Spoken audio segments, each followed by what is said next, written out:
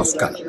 ഞാനിപ്പോൾ നിൽക്കുന്നത് കാശ്മീരിലെ തിത്വാൽ ജില്ലയില് ഇവിടെ പണിതിരിക്കുന്ന ശാരദാ പീഠം ക്ഷേത്രത്തിനടുത്താണ്. നളന്ദ തക്ഷശില യൂണിവേഴ്സിറ്റികളൊക്കെ ഭാരതത്തിൽ വരുന്നതിന് മുമ്പ് തന്നെ ഭാരതത്തിൽ ശാരദാ വിദ്യാപീഠം ഉണ്ടായിരുന്നു. വേദം പഠിക്കാനായിട്ട് പല സ്ഥലങ്ങളിൽ നിന്നും ആളുകൾ ശാരദാ പീഠത്തിൽ വരുമായിരുന്നു. കാശ്മീരിലെ ഏറ്റവും സുപ്രസിദ്ധമായ പലർക്കും ദർശനം കിട്ടിയ ക്ഷേത്രം ഇവിടെ വെച്ചിട്ടാണ് അത്രേ ശങ്കരാചാര്യ സ്വാമികൾ അദ്ദേഹത്തിന്റെ സർവജ്ഞപീഠം കയറിയത്. അങ്ങനെയുള്ള ചരിത്ര സ്ഥലം ഭാരതീയർക്ക് നഷ്ടപ്പെട്ടു. പിന്നീട് അത് പാകിസ്ഥാന്റെ കൈവശമായി. ഇന്നിപ്പോൾ ഞാൻ നിൽക്കുന്ന സ്ഥലത്ത് നിന്ന് 70ഓളം കിലോമീറ്റർ ദൂരെയാണ് ആ ഒരു ക്ഷേത്രം അല്ലെങ്കിൽ ആ സ്ഥലം നിൽക്കുന്നത്. ഇന്നിപ്പോ അതിന്റെ അവസ്ഥ എന്ന് പറഞ്ഞാൽ ഇങ്ങനെയാണ്, വളരെ റൂയിന്റെ അവസ്ഥയാണ്. അവിടെ ഭാരതത്തിന്റെ സർക്കാർ അവിടേക്ക് നമുക്ക് പോകാൻ വേണ്ടിയിട്ടുള്ള സംവിധാനം ഒരുക്കുന്നുണ്ട്.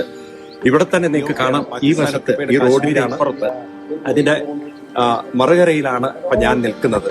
അപ്പൊ തിത്വാൽ ജില്ലയിലെ ഇവിടെ പണിതിരിക്കുന്ന ഈ ശാരദാ പീഠം ക്ഷേത്രം നമ്മുടെ പുരാതനമായ സംസ്കാരത്തെ ഓർമ്മിപ്പിക്കുന്ന നമ്മുടെ പൈതൃകത്തിന്റെ മഹത്വം, നമ്മുടെ സുഹൃതമായിരിക്കാം, ഭാഗ്യമായിരിക്കാം. നമുക്ക് ആദി ശങ്കരാചാര്യ സ്വാമികൾ എത്രയോ കാലം മുമ്പ് ഇവിടെ വന്ന് അനുഗ്രഹിച്ചു. ഇവിടെ എന്ന് പറഞ്ഞാൽ ശരിക്കും വന്നത് ശാരദാപീഠ ഒറിജിനൽ ക്ഷേത്രത്തിലാണ്.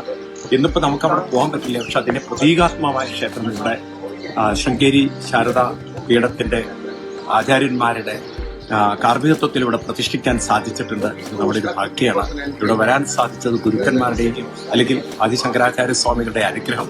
അതുകൊണ്ട് ഇങ്ങനെ ഞങ്ങൾക്ക് കിട്ടിയ ഭാഗ്യത്തിന് മുമ്പിൽ നമിക്കുന്നു. നിങ്ങളെല്ലാവരും ഇവിടെ വരണം. ഇത് കാശ്മീരിലെ പാകിസ്ഥാൻ ഒക്യുപ്പൈഡ് കാശ്മീരുമായി ചേർന്ന് കിടക്കുന്ന തിത്വാൽ എന്ന് പറയുന്ന ജില്ലയിലാണ് ഈ സ്ഥലം, ഈ ശാരദാ പീഠം സ്ഥിതി ചെയ്യുന്നത്. ഇവിടെ പൂജ ചെയ്യുന്ന ആചാര്യന്മാർ ഇവരെ എത്രയോ കാലം പരിചയപ്പെട്ടിട്ടുള്ള ഒരു മഹാത്മാവ്, അദ്ദേഹത്തിന്റെ പേര് രവീന്ദ്രൻ. അദ്ദേഹം ഇവിടുത്തെ കാശ്മീരി പണ്ഡിറ്റാണ്. അവരുടെ പരമ്പര തന്നെ ഇവിടെ തന്നെ താമസിച്ച് ഇവരിവിടെ ഈ സംസ്കൃതിയെ കാത്തു സൂക്ഷിച്ചവരാണ്. നമുക്കെല്ലാവർക്കും ഇവരുടെ കൂടെ ചേർന്ന് നമ്മുടെ പൈതൃകത്തെ നമുക്കും സംരക്ഷിക്കാൻ അവർക്കൊരു കരുത്ത് നൽകാം. നമുക്കെല്ലാവർക്കും ഒന്നിച്ചു നിൽക്കാം. അതിനെ ശാരദാദേവിയും ഗുരുക്കന്മാരും നമുക്ക് എന്നും അനുഗ്രഹം ചെയ്യട്ടെ.